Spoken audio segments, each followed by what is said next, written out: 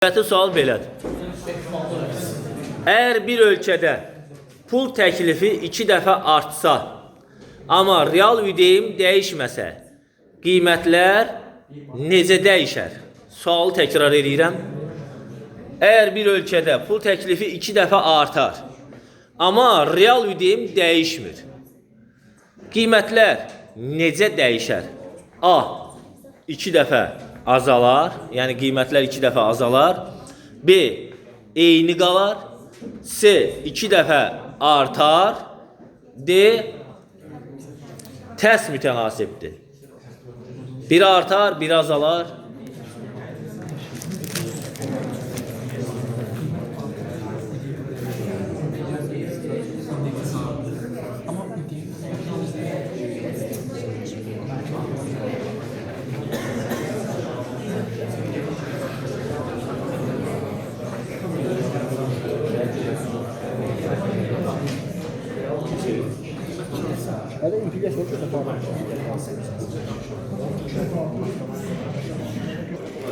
Vaxt qurtardı. Cavab növbəsi iqtisadiyyat qrupundadır. Əgər pul təklifi artırsa, real ödəyim dəyişirsə, deməli qiymətlər azalır. Çünki pul təklifi çox olanda onun istehsalı da çoxalır. İstehsal çox olanda qiymət sabit qalarsa, deməli ödəyim artmalı idi. Yox, ödəyim artmırsa, deməli qiymətlər aşağı düşür ki, istehsal olunan məhsulla onun qiymətinin hasili, yəni ödəyimə təsir göstərmir real ödəyimə. Təşəkkür edirəm. Deməli qiymətlər nə olur? Qiymətlər azalır. 2 dəfə azalır. Tamam. Logistika qrupu. Qiymətlər 2 dəfə azalır. Və tərs mütənasibdir, eyni cavabdır. Qiymətlər 2 dəfə azalır deyirsiniz. Siz də eyni cavab verirsiniz.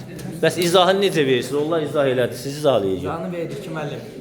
Yəni, məsəl üçün 100 manatlıq bizim dəyərimiz var da. Biz əgər bunu 2 dəfə artırsaq, məhsulun qiyməti də 5 manatdan 10 manata qalxır. 100-ü 10-a vuranda istər-istəməz 4 dəfə ödəyimimiz bizim artmış olur.